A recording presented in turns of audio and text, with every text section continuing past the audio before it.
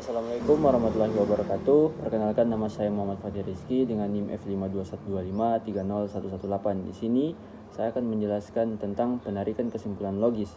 Yang pertama itu, jika saya belajar maka P, maka saya lulus ujian, maka Q. Saya belajar, maka P, gunakan aturan modus ponens untuk menentukan kesimpulan logis dan tuliskan alasan logisnya. Penjelasannya, modus ponens adalah salah satu aturan inferensi dasar dalam logika matematika. Aturan ini menyatakan bahwa jika kita memiliki pernyataan kondisional, jika P maka Q yang benar, dan kita juga tahu bahwa premis P adalah benar, maka kita dapat menyimpulkan bahwa kesimpulan Q juga harus benar. Dalam soal ini kita memiliki premis 1, P jika saya belajar, maka saya lulus ujian. Premis 2, P, saya belajar. Berdasarkan aturan modus ponens, kita dapat menarik kesimpulan logis bahwa Q harus benar. Jawabannya, kesimpulan logisnya adalah saya lulus ujian. Alasannya logisnya adalah karena kita menggunakan aturan inferensi modus ponens, di mana dari premis P sama dengan Q dan P kesimpulan Q dapat ditarik secara valid. Yang kedua, saya akan menjelaskan bukti langsung. Soalnya di sini buktikan bahwa jika N adalah bilangan ganjil, maka N adalah bilangan ganjil. Gunakan metode bukti langsung. Penjelasannya, bukti langsung adalah metode pembuktian di mana kita memulai dengan premis yang diberikan dan menggunakan definisi, aksioma, dan teorema yang sudah diketahui untuk sampai pada kesimpulan. Langkah pertama, definisikan bilangan ganjil.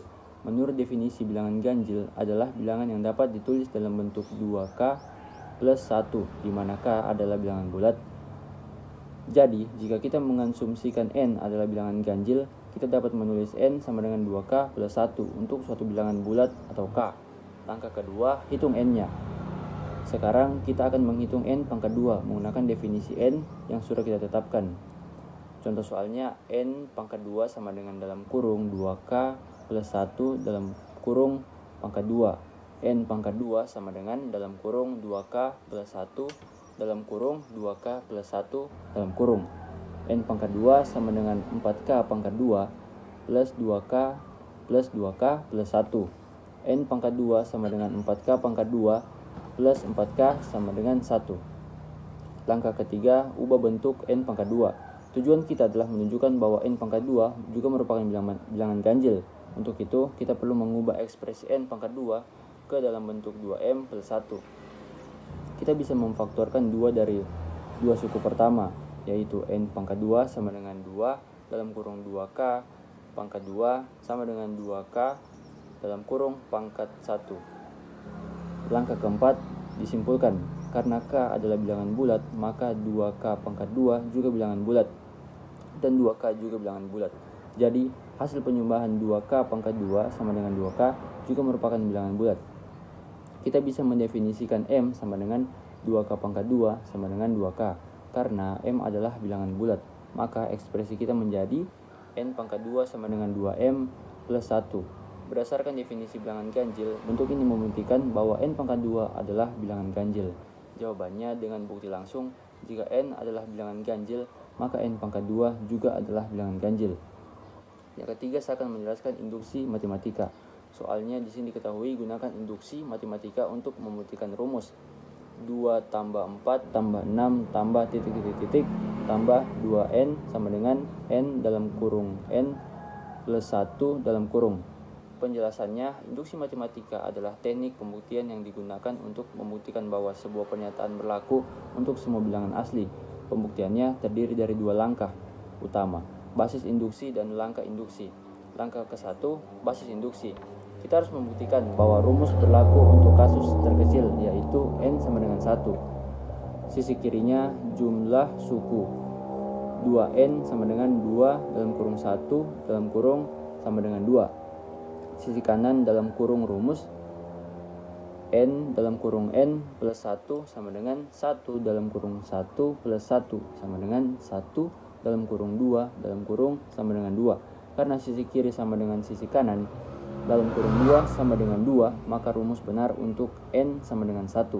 Langkah kedua, langkah induksi.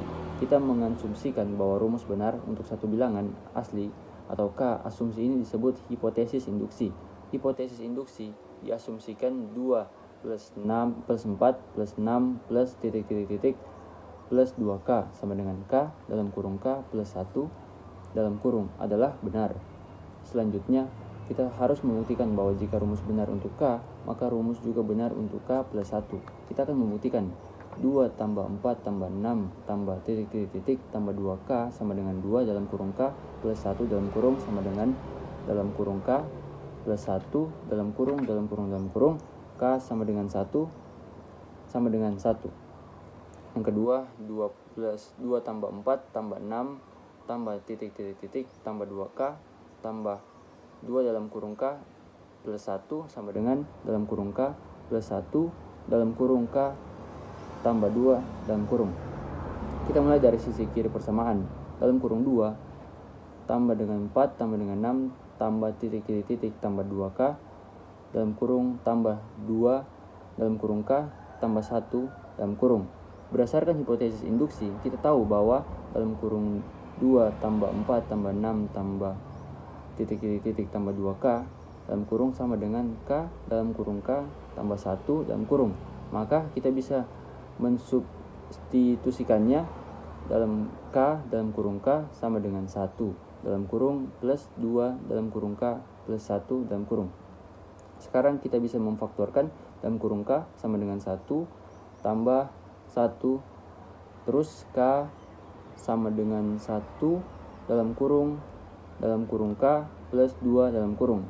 Hasil ini sama dengan sisi kanan persamaan yang kita buktikan. Ini menunjukkan bahwa jika rumus benar untuk K, maka rumus juga benar untuk K plus 1. Jawabannya, dengan induksi matematika, kita telah membuktikan bahwa rumus 2 tambah 4 tambah 6 tambah titik tambah 2N sama dengan N dalam kurung N tambah 1 berlaku untuk semua bilangan asli. Sekian dari saya. Wassalamualaikum warahmatullahi wabarakatuh.